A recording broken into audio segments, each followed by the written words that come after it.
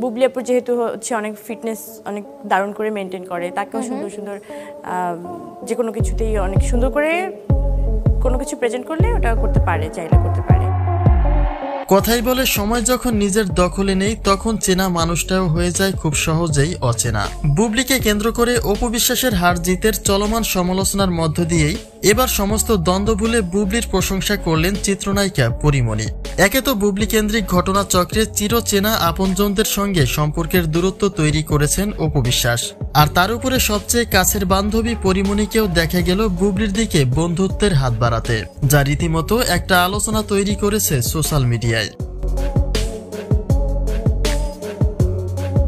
অপুর সঙ্গে বুবলির দীর্ঘদিনের চলমান দ্বন্দ্বে এতদিনে বুবলি মাথা নিচু করে থাকলেও সময়ের সঙ্গে এবার তিনি মাথা নাড়া দিয়ে উঠেছেন।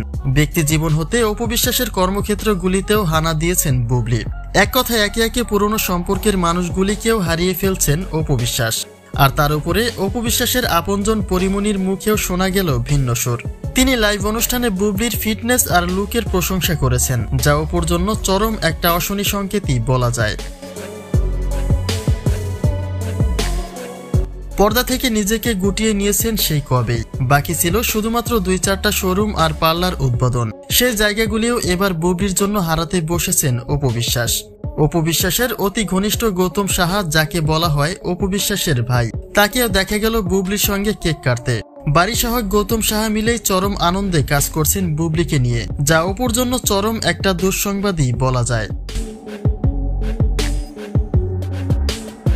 অন্যদিকে বুবলির প্রতি পরীমনির এমন সহনীয় মন্তব্যে ভারী হয়েছে প্রশ্নের ঝুলি। কেননা মনে করা হতো এই অপু বিশ্বাসকে কেন্দ্র করে বুবলির সাথে দ্বন্দ্ব পরীমনির, কিন্তু সেই অপুকে পাত্তা না দিয়ে পরী কেন হঠাৎ বুবলির প্রশংসা করলেন সেটাই কারো বোধগম্য নয়। তবে এটা ভালো দিক যে দ্বন্দ্ব ফাসাদ ভুলে একই ইন্ডাস্ট্রিতে সকলে মিলেমিশে কাজ করুক, সেই কামনাই থাকবে আলোচিত শিল্পীদের প্রতি।